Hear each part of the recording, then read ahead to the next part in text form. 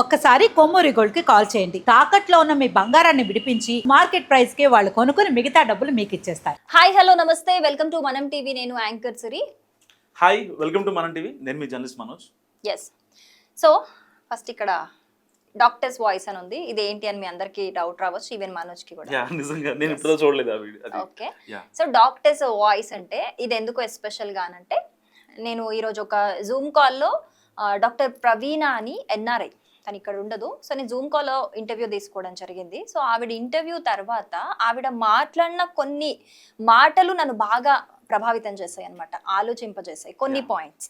అవేంటి అనేది point wise ఇప్పుడు నేను రాసుకున్నాను, చెప్తాను. దాని తర్వాత అసలు ఏంటి అనేది అనాలిసిస్ చేద్దాం. Doctor Praveena, cardiologist, right? So first of all ఏంటంటే, అసలు పవన్ కళ్యాణ్ తెలంగాణలోకి రాకుండా ఎందుకు అడ్డుకోవాలి, మెయిన్ ఫస్ట్. తర్వాత తెలంగాణ విడిపోయి 12 ఏళ్ళు గడుస్తున్నా కూడా ఇంకా ఆంధ్ర తెలంగాణ సెంటిమెంట్స్ ను రగిల్చి రాజకీయంగా వాడుకోవడం ఎంతవరకు కరెక్ట్? ఓట్ల కోసం, పబ్లిసిటీ కోసం పవన్ కళ్యాణ్ వాడుకోవడం ఎంతవరకు కరెక్ట్? ఈ 2 పాయింట్స్. అలాగే ప్రొఫెసర్ నాగేశ్వరరావు ఇష్యూ తెలిసిందే కదా మనందరికీ. సో ఆయన తెలుసో తెలియకో ఒక మాట అన్నారు, సారీ కూడా చెప్పేశారు, ఆయన మాటల్ని వెనక్కి కూడా తీసుకున్నారు. సో వాటిని బేస్ చేసుకొని మాటల తూటాలు మళ్ళీ వాటిని రగల్చడం అనేది అవసరమా? అండ్ ఎట్ ద లాస్ట్ అందరి మైండ్లో ఉన్న డౌట్, అసలు తెలంగాణ ఎవరి జాగిరి, ఎవరయ్య జాగిరి, ఇదే అందరు మాట్లాడుకుంటున్న మెయిన్ పాయింట్ అసలు, రైట్? సో ఫస్ట్ నుంచి మనం ఒక్కొక్క పాయింట్ అనాలిసిస్ చేసుకుంటూ వద్దాం. అసలు పవన్ కళ్యాణ్ తెలంగాణలోకి రాకుండా ఎందుకు అడ్డుకోవాలి అసలు? సో అంటే పర్టికులర్గా పవన్ కళ్యాణ్ ఇష్యూని అంటే యూజ్ చేసుకొని దాన్ని బేస్ చేసుకొని మాట్లాడుతున్న వాళ్ళు చాలా మంది ఉన్నారు, పార్టీలకు అతీతంగా. కాంగ్రెస్ మాట్లాడుతుంది, బీఆర్ఎస్ మాట్లాడుతుంది, టీఆర్ఎస్ మాట్లాడుతుంది, ఇంకా వామపక్షాలు మాట్లాడుతున్నారు. వాళ్ళు మాట్లాడాలా వద్దా, మేము బయటికి రావాలా వద్దా అని చెప్పి కొంతమంది చర్చలు జరుపుతున్నారు. వాస్తవానికి అసలు పవన్ కళ్యాణ్ గారు తెలంగాణలో అడుగు పెట్టాలా లేదా అనేది ఆయన అంత బలంగా చెప్పడానికి రీజన్ ఏంటంటే, one and only reason professor Nageswararao గారు. సో ఆయన ఎందుకు రీజన్ అన్నానంటే, ఆయన ఆ రోజు ఒక మాట మాట్లాడారు అండ్ దాని తర్వాత తెలిసి తెలియక మాట్లాడారు, సారీ చెప్పేసారు, అంతా అయిపోయింది. దాని తర్వాత కొంతమంది జర్నలిస్టులు కావచ్చు, అనలిస్టులు కావచ్చు, పొలిటీషియన్స్ కావచ్చు, వీళ్ళందరూ ముక్త కంఠంతో ఒక మాట మాట్లాడారు. అసలు పవన్ కళ్యాణ్ ఇక్కడికి ఎందుకు వస్తుందని మాట్లాడారు. నిజంగా వాళ్ళు ఎవరు కూడా మాట్లాడకపోతే నిన్న పవన్ కళ్యాణ్ ప్రెస్ మీట్లో అసలు ఆ మాట మాట్లాడేవాడు కాదు. తెలంగాణ ఎవరబ్బ జాగిరి ఒక మాట అన్నారు. సో ఆ మాటకి అసలు చెప్పేవాడే కాదు. తెలంగాణ మొత్తం తిరుగుతానని మాట్లాడేవాడే కాదు. తెలంగాణలో కూడా ప్రతి సమస్యపై నేను పోరాడతా, ఇక్కడ జరిగే తెలంగాణలో జనసేన ఉంటుంది, ఇక్కడ జరిగే ప్రతి సమస్యపై నేను గళం విప్పుతా. నా వెనకాల ఏదైతే పవన్ కళ్యాణ్ గారి వెనకాల ఎవరైతే తెలంగాణ జనసేన నాయకులు ఉన్నారో వాళ్ళెవరూ కూడా డబ్బులకు అమ్ముడుపోయేవాళ్ళు కాదు, లేకపోతే చంపేస్తామంటే భయపడిపోయేవాళ్ళు కాదు. వాళ్ళందరూ జన సైనికులు అంటూ వాళ్ళందరినీ మెచ్చుకున్నారు. సో వాస్తవానికి అసలు ఆయన రావాలా వద్దా అంటే, ఆయన వస్తాను, ఇక్కడ నేను ఉంటాను అని చెప్పి గెలికింది సోకాల్డ్ ఎవరైతే ఉన్నారో అందరూ మీకు తెలుసు. ఇన్ని రోజులుగా పార్టీ అధినేతలు ఉన్నారు, కార్యకర్తలు ఉన్నారు, ఎమ్మెల్యేలు ఉన్నారు, దాంట్లో జర్నలిస్టులు ఉన్నారు. సో వీళ్ళందరూ చేసిన తర్వాతే ఆయన మాట్లాడాడు తప్ప స్టాండ్ తీసుకొని, సరే పవన్ కళ్యాణ్ తెలంగాణకి ఏం చేశారు ఏం చేయలేదు అనేది అంటే గూగుల్నో లేకపోతే ఏ ప్రింట్ మీడియానో ఏ శాటిలైట్ మీడియా అడగాల్సిన అవసరం లేదు. న్యూట్రల్ ప్లాట్ఫామ్ చాట్ జీపీటీ కావచ్చు, ఏఐని కావచ్చు, మీరు అడగండి అది చెప్తారు. ఇప్పుడు మళ్ళీ నేను దాని గురించి మాట్లాడితే పవన్ కళ్యాణ్ని మోసారు, లేకపోతే పవన్ కళ్యాణ్ గురించి పాజిటివ్గా చెప్తున్నారని మాట్లాడద్దు. ఎందుకంటే ఇక్కడ ఆంధ్ర తెలంగాణ అనే ఒక మాట చాలా గట్టిగా వినిపిస్తుంది కాబట్టి మనం దాని గురించి అంత గట్టిగా మాట్లాడుకుంటాం. సో పవన్ కళ్యాణ్ గారు ఇంకొక పాయింట్ కూడా మెయిన్ లాజిక్ అది ఆయన రేజ్ చేశారు. ఏంటి అని అంటే, తెలంగాణ ఉద్యమం అప్పుడు తెలంగాణని వ్యతిరేకించిన వాళ్ళే ఇప్పుడు తెలంగాణలో కొంతమంది మేజర్ పదవుల్లో ఉన్నారు, పొలిటీషియన్స్ అని అన్నారు. అది ఎవరు ఏంటి అనేది మనకి తెలుసు, అది ఎక్స్పోజ్ చేయాల్సిన అవసరం లేదు నేమ్స్. తెలంగాణనే వద్దు, ఎందుకు సపరేషన్ ఆఫ్ తెలంగాణ అన్న వాళ్ళే ఇప్పుడు మళ్ళీ తెలంగాణ గవర్నమెంట్ లోకి వచ్చి నువ్వెవరు రావడానికి అని మాట్లాడితే మరి వీళ్ళకి ఎంతవరకు అర్హత ఉంది ఆ పొజిషన్ లో కూర్చోడానికి? ఎగ్జాక్ట్లీ సిరీస్ చెప్పిన మాటకి కంటిన్యూషన్ గా ఇప్పుడు బీఆర్ఎస్ ఎప్పుడైతే ఒక జాతీయ పార్టీగా వెళ్తుందో, అటు మహారాష్ట్రకి వెళ్ళింది, కొన్ని రాష్ట్రాలు తిరిగింది, ఈవెన్ ఏపీలోని గుంటూరులో కూడా బీఆర్ఎస్ పార్టీ ఆఫీస్ పెట్టేటప్పుడు ఇదే పవన్ కళ్యాణ్ అటువంటి వ్యక్తి నిజంగా అంటే అప్పుడు టీడీపీకి బీఆర్ఎస్కి పడని రోజుల్లో అప్పుడు వైసీపీ స్వాగతించింది, వెళ్ళి పార్టీ హౌస్ పెట్టుకుంది. అప్పుడు కూడా పవన్ కళ్యాణ్ అనేటువంటి వ్యక్తి అక్కడ పార్టీ ఆఫీస్ పెట్టడం కావచ్చు, జాతీయ పార్టీగా రూపుదిద్దుకోవడానికి నిజంగా ఆయన చాలా అంటే మనస్ఫూర్తిగా అభినందనలు తెలియజేశారు కేసీఆర్ గారికి. సో ఇప్పుడు కాంగ్రెస్ పార్టీని తీసుకుందాం. వీళ్ళు ఏంటి అన్ని రాష్ట్రాల్లో ఉన్నారు కాబట్టి వాళ్ళు మాట్లాడుతాను అంటున్నారు. సో ఇప్పుడు టీఆర్ఎస్ అధినేత్రి కల్వకుంట్ల కవిత గారు కూడా సో అసలు పవన్ కళ్యాణ్ ఎట్లా వస్తాడు, ఎవరబ్బా జాగీర్ అని చెప్పి మాట్లాడుతున్నారు. మరి మీరు కూడా గతంలో ఏపీకి వెళ్ళారు, ఢిల్లీకి వెళ్ళారు, మీరు జైల్లో ఉన్నప్పుడు మరి పవన్ కళ్యాణ్ గారు మాట్లాడలేదా? మీరు జైల్లో ఉన్నప్పుడు మాట్లాడారు కదా. సో ఇలాంటి అంటే దేనికి కనెక్ట్ చేసుకోకుండా ఎవరికి ఇష్టం వాళ్ళు మాట్లాడటం ఎంతవరకు కరెక్ట్? ఇలాగే గట్టి మాట్లాడుకుంటే పవన్ కళ్యాణ్ని ఇక్కడికి రప్పించాలా వద్దా అని అంటే, మహారాష్ట్రలో పార్టీ ఆఫీస్ పెట్టడం కోసం బీఆర్ఎస్ అధినేత కేసీఆర్ దాదాపుగా 1000 కార్లతో ఒక బహిరంగ ర్యాలీగా వెళ్ళారు. మరి అలాంటప్పుడు మరి ఏపీలో కూడా పార్టీ ఆఫీస్ పెట్టకూడదు కదా. ఆయనకి విజయవాడ నాకు బాగా గుర్తు, గన్నవరం ఎయిర్పోర్ట్ దగ్గర నుంచి గుంటూరు ఆఫీస్ వరకు ఆయన పార్టీ ఆఫీస్ వరకు కూడా అసలు పెద్ద నెక్స్ట్ లెవెల్లో హోర్డింగ్లు, ఫ్లెక్సీలు, బోర్డర్లు, ఈవెన్ ఎయిర్పోర్ట్ దగ్గర కూడా అసలు ఆయనకి ఘన నివాళి, ఘనంగా రాష్ట్ర నలుమూల నుంచి వాళ్ళందరూ వచ్చారు, కార్యకర్తలు వచ్చారు, మాట్లాడుకున్నారు, అంత బాగుంది. ఇక్కడ పర్టికులర్గా పవన్ కళ్యాణ్ రావద్దని చెప్పడానికి కాంగ్రెస్లో మాట్లాడే సోకాళ్ళు ఎవరైతే నేతలు ఉన్నారో వీళ్ళు ఎంతవరకు అర్హులు? అసలు ఒక ప్రజాస్వామ్యంలో ఒక పార్టీ ఉంటుంది. ఇప్పుడు ఒక్కొక్క పార్టీకి ఒక్కొక్క వాయిస్ ఉంటుంది. కొన్ని ప్రాంతీయ పార్టీలు ఎలా ఉంటాయి, మన ప్రాంతీయ భావాలతో ఉంటాయి. కొన్ని జాతీయ పార్టీలు ఎలా ఉంటాయి, సరే కొన్ని అవునన్నా కాదన్నా, ఎవరు యాక్సెప్ట్ చేసినా యాక్సెప్ట్ చేయకపోయినా, కులాలో, మతాలో, సామాజిక వర్గాలు ఏదో ఒకటి అంటారు కదా పెద్దవాళ్ళు. క్యాస్ట్కి పడినవాళ్ళు లేరు, ఒకటి క్యాస్ట్కి పడాలి. నేను నీకు డబ్బులు ఆఫర్ చేస్తా, డబ్బులు పడాలి. నువ్వు డబ్బులకు పడలేదు అనుకో, మన ఇద్దరం ఒకటే అనుకో, పడిపోతావు నువ్వు. సో ఇలాంటివి లేకుండా ఏ పార్టీలు, ఏ జాతీయ పార్టీలు, ఏ రాజకీయ పార్టీలు నడుస్తున్నాయి వాస్తవానికి అంటే మనం ఒక బ్యాలెన్స్డ్ అనాలిసిస్ మాత్రమే చేద్దాం. ఎవరి మీద మేము బురద చల్లట్ల, పవన్ కళ్యాణ్ సపోర్ట్ కాదు, మేము బీఆర్ఎస్ సపోర్ట్ కాదు, ఇంకోళ్ళ సపోర్ట్ కాదు. కానీ వాస్తవానికి పవన్ కళ్యాణ్ని రానివ్వకుండా ఉండటం కోసం ఇంతమంది అడ్డుకోవాలా? ఇందాకే కరెక్ట్గా ½ అవర్ బ్యాక్ ఈ వీడియో జరుగుతున్నప్పటికీ ఏపీ సీఎం చంద్రబాబు నాయుడు కూడా రియాక్ట్ అయ్యారు దీనిపై. అసలు పవన్ కళ్యాణ్ని ఆపాల్సిన అవసరం ఎందుకు వచ్చిందని అడిగారు. దానికి ఒక నేషనల్ రిపోర్టర్ ఒక ఆవిడ అడిగారు అనమాట, మరి ఎంత కాన్స్పిరసీ ఎందుకు సార్ అంటే, వాళ్ళే కాన్స్పిరసీ అని చెప్పి అంటే జరుగుతున్నది నేషనల్ లెవెల్లో ఉన్న జర్నలిస్టులే కాన్స్పిరసీ అని మాట్లాడుతుంటే ఇక్కడున్న వాళ్ళు మాత్రం నీ అబ్బా జాగిరా, లేకపోతే పిచ్చి పిచ్చిగా మాట్లాడటం, పవన్ కళ్యాణ్ 3 పెళ్ళిళ్ళు అయ్యా అంటాం, లేదంటే పవన్ కళ్యాణ్ కోడి చెరువుని కబ్జా చేశాడు అంటాం. నేను దానికి కూడా ఆ కోడి చెరువు కబ్జా విషయానికి వస్తే నిజంగా ఒకవేళ కనుక పవన్ కళ్యాణ్ గారు ఆ 5 ఎకరాలో సమ్ ఎక్స్ అనుకోండి, ఆ ఎకర్స్ని వాటిని కనుక నేను కబ్జా చేసి ఉంటే రేవంత్ రెడ్డి గారికి చెప్తున్నా, ఆ భూమి మొత్తం నేను ప్రభుత్వానికి రాసిచ్చేస్తా విరాళంగా అని చెప్పారు. Open statement. మళ్ళీ దాని గురించి అక్కడికి ఆ కోడి చెరువు దగ్గరికి వెళ్ళి, ఏదైతే జన్వాడ దగ్గర ఉన్నటువంటి కోడి చెరువు దగ్గరికి వెళ్ళి అక్కడికి వెళ్ళి వీడియో చేయడం, ఈ చెరువే పవన్ కళ్యాణ్ కబ్జా చేసింది, ఈ నీళ్ళే ఇంతకుముందు పవన్ కళ్యాణ్ చెరువు నుంచి ఇప్పుడు ఈ చెరువులోకి వచ్చాయి, ఇంతకుముందు పవన్ కళ్యాణ్కి ఉన్నటువంటి చెరువు ఇప్పుడు ప్లాట్లు కట్టుకోవడానికి లేకపోతే విల్లాలు కట్టుకోవడానికి ఎలా మారిందని చెప్పి చాలామంది మాట్లాడుకుంటున్నారు. సరే, వాళ్ళకి ఉన్న విశ్వసనీయ వర్గాల సమాచారం ప్రకారం వాళ్ళు ఒక వీడియోలు చేశారు, దానికి కౌంటర్ ఇచ్చారు. అక్కడ క్లారిటీ. ఎందుకంటే ఒకవేళ నిజంగా భూ కబ్జాలు, అక్రమాలు, అరాచకాలు చేయాలనుకుంటే సరే, ఒక డిప్యూటీ సీఎం స్థాయి కాబట్టి ఆయన నిజంగా చేశాడని అనుకుందాం. చేసినటువంటి వ్యక్తి మళ్ళీ ప్రభుత్వానికి రాస్తానని ఎట్లా చెప్తాడు? అంతే కదా. అక్కడ ఒకవేళ నిజంగా ఆయన రాస్తే ఆయన ఔదార్యం కనపడదు. ఓకే, ఇతను ఆల్రెడీ కబ్జా చేశాడు కాబట్టి ఇది ఎస్కేపింగ్ ప్లాన్ అనుకో. సో ఇక్కడ ఇంకొక పాయింట్ ఏంటి అని అంటే, ఎవరు ఎక్కడి నుంచి పోటీ చేయాలి, లేకపోతే ఏ రాజకీయ పార్టీ ఏ స్టేట్ లో పోటీ చేయాలి అనేది ఇక్కడ ఎవరు డిసైడ్ చేస్తారు? అసలు ఎవరు ఎక్కడ ఉండాలి, ఎవరి పలుకుబడి ఎక్కడుంది, ఎవరి బలం ఎక్కడుంది అని చూసి ఎవరైనా పోటీకి దిగుతారు. కొంతమంది ఇండిపెండెంట్ గా కూడా దిగుతారు. ఇండిపెండెంట్ క్యాండిడేట్స్ కూడా గెలిచిన సిచ్యువేషన్స్ మనం చూసాం, అది కూడా మెజారిటీతోని.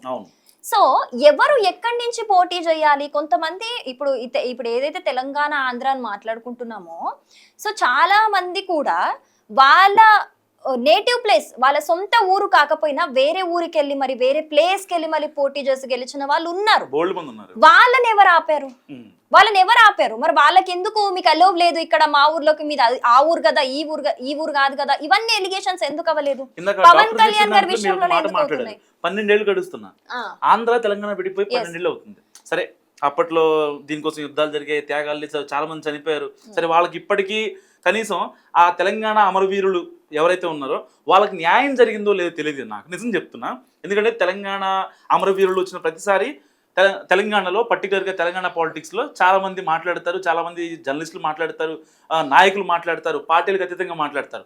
అసలు మేమే అమరవీరులకి వాళ్ళ కుటుంబాలకి జాబులు ఇచ్చామని బీఆర్ఎస్ చెప్తుంది, కాంగ్రెస్ చెప్తుంది, ఇంకోళ్ళు చెప్తారు వాళ్ళని ఆదుకోవాలి, చిన్నపిల్లల స్కూల్ ఫీజులు నేనే కడతా అని చెప్పి కవిత గారు మాట్లాడతారు. అంతా ఓకే ఫైన్, అసలు అది జరిగిందో లేదు తెలియదు. కానీ వేరే వాళ్ళ పక్క రాష్ట్రంలో ఇప్పుడు ఆయన డిప్యూటీ సీఎంగా ఉన్నారు కాబట్టి, ఇంతకుముందు అయితే రానిచ్చేవాళ్ళేమో, ఒకవేళ డిప్యూటీ సీఎంగా లేకుండా ఉంటే రానిచ్చేవాళ్ళేమో, ఆయన అక్కడి నుంచి రాకూడదని చెప్పి చాలా గట్టిగా స్ట్రాంగ్ తీసుకున్నారు. నాకు ఇప్పటికీ అర్థం కాదు అసలు ఈ విషయంలో ఆంధ్ర తెలంగాణ ఎందుకు వస్తుంది. ఆంధ్ర తెలంగాణ ఏమన్నా లైక్ పాకిస్తాను ఇండియానా, లేకపోతే బంగ్లాదేశ్ ఇండియానా, శ్రీలంక ఇండియానా? కాదు కదా. మనం ఇప్పటికీ రెండు తెలుగు ఇప్పుడు తెలుగు రాష్ట్రాలు అని అంటే రెండు తెలుగు రాష్ట్రాలని మాట్లాడతారు కాబట్టి తెలుగు రాష్ట్రం అని తెలంగాణనో తెలుగు రాష్ట్రం అని ఆంధ్రాలో మాట్లాడరు. తెలుగు రాష్ట్రాలు అని అంటే ఎవరైనా ఇప్పుడు మనం ఇప్పుడు సంబోధించేటప్పుడైనా తెలుగు రాష్ట్రాలు, రెండు తెలుగు రాష్ట్రాల్లో సో అండ్ సో, సరే వర్షాల గురించో ఏదో ఒకటి కలిపి మనం ఏదైనా వాతావరణంకి సంబంధించి అయినా ఏదైనా కలిపి చూసుకుంటాం.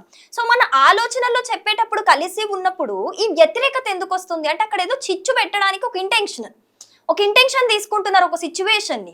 సో తెలుగు రాష్ట్రాలంటే ఒక రాష్ట్రానికి ఒక రాష్ట్రం హెల్ప్ అవ్వాలి తప్పితే విడగొట్టే మళ్ళీ విడివిడిగా ఉండే ఏంటి కాన్సెప్ట్ ఏంటి అంటే దేన్ని బేస్ చేసుకొని ఇదంతా చేస్తున్నారు.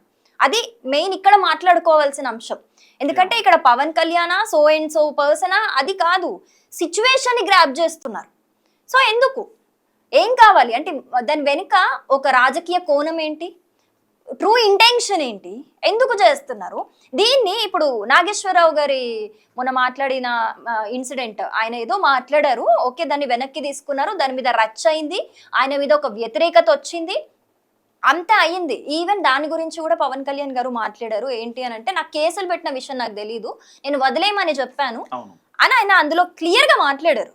సో ఇప్పుడు దాన్ని ఏదో బేస్ చేసుకొని మళ్ళీ తెలంగాణ ఆంధ్ర ఏంటిది, ఇప్పుడు వాళ్ళ ఇష్యూలో కూడా మళ్ళీ తెలంగాణ వాదం అని చెప్పి, తెలంగాణ ఉన్మాదం అని చెప్పి, ఎందుకు ఒక రీజన్ ని వెతుక్కోవడం ఎందుకు, ఏదో చిచ్చు రగిల్చడానికి? నువ్వు కలపడానికి 100 రీజన్లు పెట్టుకుని అబద్ధాలు ఆడినా తప్పులేదు, విడగొట్టడానికి మాత్రం ఇలాంటి చీప్ పాలిటిక్స్ అనేవి ప్లే చేయటం అనేది నిజంగా అది ప్రజల గురించి ఆలోచించడం కాదు, మళ్ళీ ఏదో ఉద్యమం క్రియేట్ చేయడానికి. దానివల్ల ఎవరికి లాభం? జనాలు కొట్టుకొని చచ్చిపోతారు కానీ బాగుపడేది ఎవరు మధ్యలో? అండ్ ఫైనల్ గా తెలంగాణ ఎవడబ్బా జాగిరి అని ప్రతి ఒక్కరు ఇదే మాట్లాడుతున్నారు. ఎవడబ్బా జాగిరి అని చాలా మంది ఇక్కడ ఆంధ్ర వాళ్ళు ఉంటున్నారు. ఎవడబ్బా జాగిరి అని తెలంగాణ వాళ్ళు ఆంధ్రకెళ్ళి వలసకెళ్ళి మరి పని చేసుకుంటున్నారు, షఫల్స్ అవుతున్నారు కదా. నార్త్ నుంచి వస్తారు మన దగ్గరికి చాలా మంది ఉన్నారు, మల్టీ ఉంటారు. నిజంగా తెలంగాణకి ఆంధ్రకి అంత పడకపోతే పాకిస్తాన్ ఇండియా లాగైతే నిజంగా అక్కడి నుంచి ఇక్కడ రావడానికి భయపడతారు, ఇక్కడ ఉన్న ఆంధ్ర వాళ్ళందరూ వెళ్ళిపోతారు అటు. కానీ అలాంటిది ఏమీ లేదు, నిజంగా ప్రజల మధ్య ఒక స్నేహబంధం ఉంది. నిజంగా రియాలిటీలో మాట్లాడుకుంటే తెలంగాణ ఆంధ్ర ప్రజల మధ్య ఒక స్నేహబంధం ఉంది. ఫర్ సపోజ్ ఇప్పుడు మన ఆఫీస్ లోనే చూసుకుందాం, ఏదైనా ఐటీ కంపెనీలో చూసుకుందాం, సగం తెలంగాణ మంది ఉంటే సగం ఆంధ్ర వాళ్ళు ఉంటారు. వాళ్ళు ఏమైనా కొట్టుకొని చేస్తున్నారా మీ తెలంగాణ మాది ఆంధ్ర, మీ తెలంగాణ మాది ఆంధ్ర అని? లేదే. వాళ్ళని ఎవరైనా మేనేజర్ రిస్ట్రిక్ట్ చేస్తాడా, నువ్వు ఆంధ్ర కదా మనది ఆంధ్ర వచ్చేసే నీకు ఇచ్చేస్తాను ప్రాజెక్ట్ అని? అలా ఉండదు. Depends on talent. అది ఎవడబ్బ సొత్తు కాదు టాలెంట్. మరి అట్లనే తెలంగాణ కూడా ఎవడబ్బ సొత్తు కాదు. ఎవరు తెలంగాణని ప్రేమిస్తే వాడి సొత్తే. ఇప్పుడు నాకు ఒక దాని మీద గౌరవం ఉంది, నాకు ఒక రెస్పెక్ట్ ఉంది, నాకు అడోర్ చేసేంత ఉంది ప్రేమ. సో ఖచ్చితంగా నాకు ఉండే అర్హత ఉంటది కదా, అంతే కదా. ఎగ్జాక్ట్లీ. సో నీ ఒపీనియన్ ఏంటి, ఎవడబ్బా సొత్తు అనేది? ఎవరబ్బా సొత్తు అనే దానికి నిజంగా సిరి చాలా బాగా మాట్లాడింది. బేసిక్గా ఆ అమ్మాయికి తెలంగాణవాది అండ్ జర్నలిస్ట్ కూడా, ఎన్నో ఏళ్ళ నుంచి చాలా శాటిలైట్ ఛానల్స్లో ఆవిడ ఒక సీనియర్ న్యూస్ ప్రెజెంటర్గా ఆవిడ పనిచేశారు. నిజంగా చాలా అంటే చాలా బాగా మాట్లాడింది. ఎవరైనా సరే, సోకాల్డ్ జర్నలిస్టులు అయినా సోకాల్డ్ అనలిస్టులు అయినా ఎవరైనా సరే ప్రాంతాల పరంగా విద్వేషాలు రెచ్చగొట్టడం అనేది చాలా నీచాతి నీచం. ఈ మాట ఎందుకన్నానంటే, మన హైదరాబాద్ తీసుకుంటే, సో ఆంధ్ర పాలకులు డెవలప్ చేశారని కొంతమంది అంటారు, వాళ్ళు చెప్పుకుంటారు. నేను ఇక్కడ ఎవరు డెవలప్ చేశారనేది నా ఇంటెన్షన్ కాదు. డెవలప్ అయ్యింది, హైదరాబాద్ డెవలప్ అయిన తర్వాత ఇక్కడికి చాలా మంది వచ్చారు. విదేశాల నుంచి పెట్టుబడులు వచ్చాయి, నార్త్ నుంచి ఐటీ ప్రొఫెషన్ చాలామంది వచ్చారు, ఈవెన్ నేపాల్ నుంచి, ఇటు పంజాబ్ నుంచి, లేకపోతే చైనా నుంచి చాలామంది హైదరాబాద్లో ఉంటారు. గచ్చిబౌలి, నానక్రం కూడా వెళ్తే మన చిత్తూరు నుంచి శ్రీకాకుళం వరకు ఉన్న వాళ్ళు ఉండరు, కడప, రాయలసీమ వాళ్ళు ఎవరు ఉండరు, బయట వాళ్ళు ఎక్కువ ఉంటారు. మరి వాళ్ళని ఏమంటారు, వాళ్ళని కూడా పంపించేద్దామా? అప్పుడెప్పుడో నా బీటెక్ సెకండ్ ఇయర్ థర్డ్ ఇయర్లో 2014-2015లో స్టేట్ డివైడ్ అయిన తర్వాత అప్పుడు విన్నా, మీరు ఆంధ్రోళ్ళ, నేను మాట్లాడితే కాస్తంత గోదావరి స్లాంగ్ పడుద్ది కాబట్టి మీరు ఆంధ్రోళ్ళ అని చెప్పి మా మీద ముద్రేసేటోళ్ళు. అది కాలక్రమేణా 2017లో నా బీటెక్ అయిపోయిన తర్వాత నేను ఒక సాఫ్ట్వేర్ కంపెనీలో ఆ జాబ్కి వెళ్ళిన తర్వాత నా మీద అసలు ఆ ముద్ర లేదు. అప్పటిదాకా ఉంది నేను ఒక బావిలో ఉన్నా అనిపించింది. ఆంధ్రోడా, తెలంగాణోడా, రాయలసీమోడా అట్లా మాట్లాడేవారు. తర్వాత బయటకు వచ్చిన తర్వాత ఎక్కడ లేదు. నేను 2019 జర్నలిజంలోకి వచ్చిన కాడి నుంచి ఆంధ్ర తెలంగాణ అనే అసలు విభేదమే రాలేదు, అసలు ఆ భేదం ఎవరు చూపించలేదు కూడా. అలాంటిది ఈ యొక్క ప్రజల కొరకు ఎన్నుకోబడిన నాయకులు ఎవరైతే ఉంటారో ప్రజలకి న్యాయం చేయాల్సింది పోయి ప్రజల మధ్య ప్రాంతాలు, సామాజిక వర్గాలు అయితే క్యాస్ట్ గొడవ పెడతారు, లేదంటే మతం గొడవ పెడతారు. ఇప్పుడు ఆ రెండు అయిపోయినాయి, ఇప్పుడు పెట్టడానికి ఏమీ లేదు. దానికోసం ఇప్పుడు ఏం చేయాలి, మీరు ఆంధ్రోళ్ళు, మేము తెలంగాణ, ఆంధ్రోళ్ళు మా దగ్గర రావద్దు, ఎవరబ్బా జాగీర్ అంటే దాని గురించి ఒక పెద్ద ఎలకత మఫ్లే నడుస్తుంది. ఈయన ఒక మాట అన్నాడని దానికి కౌంటర్లు, రియాక్షన్స్, ఎన్కౌంటర్లు, ఇవే సాగుతాయి తప్ప దానికి ఫుల్ స్టాప్ పెడతాం. ఎందుకంటే పైన ఉండేటోళ్ళు ఎవరంటే ఎవరైతే పవన్ కళ్యాణ్ తిట్టి, పవన్ కళ్యాణ్ ఒక మాట అనేసి ఆ మీడియాలో అటెన్షన్ కోసమో, లేకపోతే ఓట్ల కోసమో, కొత్త పార్టీల ఓట్ల కోసమో, వాళ్ళ సెల్ఫ్ పబ్లిసిటీ కోసమో వాళ్ళు కొంతమంది ఉంటారనమాట, బ్యాచ్ ఉంటుంది. పర్టికులర్గా ఆయన పవన్ కళ్యాణ్ కూడా అన్నారు, పబ్లిసిటీ కోసం నన్ను ఎందుకు ఆవిడ డాక్టర్ ఎవరో కానీ ప్రవీణ గారు, ఆవిడ కరెక్ట్గా మాట్లాడింది. మేబీ ఆవిడ పవన్ కళ్యాణ్ ఫ్యాన్ అయి ఉంటుంది. ఈ ఒక మాట అన్నారు, నన్ను చాలామంది గెలుగుతూ ఉంటారు వాళ్ళ సెల్ఫ్ పబ్లిసిటీ కోసం. పవన్ కళ్యాణ్ లాంటి వ్యక్తిని ఒక మాట అన్నామంటే మీడియా వెంటనే గ్రాప్ చేసింది. పవన్ కళ్యాణ్ పై సీరియస్ వ్యాఖ్యలు చేసినటువంటి పలానా కేటగిరీ సంబంధించిన చాలా మంది మనం ప్రీవియస్ గా కూడా చూసాము.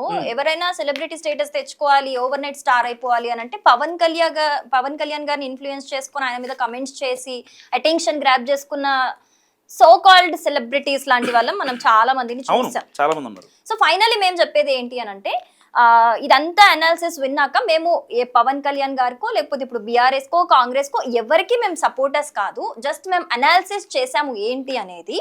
సో మా ఇంటెన్షన్ ఏంటి అని అంటే ఏదో ఇప్పుడు మీ పొలిటీషియన్స్ మధ్య చిచ్చు ఇది జరుగుతుంది కానీ రెండు తెలుగు రాష్ట్రాల ప్రజలు కలిసే ఉన్నారు, వాళ్ళకి తెలంగాణ ఆంధ్ర అనే ఫీలింగ్ అయితే లేదు. మీరిప్పుడు కొత్తగా తీసుకొచ్చి మళ్ళీ ఆ చిచ్చుని రగిల్చి తీసుకొచ్చి అదేదో డిఫరెన్షియేట్ చేసి ప్రజల్ని దూరం చేయకండి. రెండు తెలుగు రాష్ట్రాలు అని అంటే ఎప్పటికీ ఆంధ్ర తెలంగాణనే, దాన్ని ఎవరు దూరం చెయ్యలేరు. సో ఇప్పుడు మీరు తీసుకొచ్చి ఏదో మీ స్వలాభాల కోసం ప్రజల ఎమోషన్స్ తోని ఆడుకోకండి. సో మేము కన్వే చేయాలనుకున్నదైతే మా ఇంటెన్షన్ ఇది.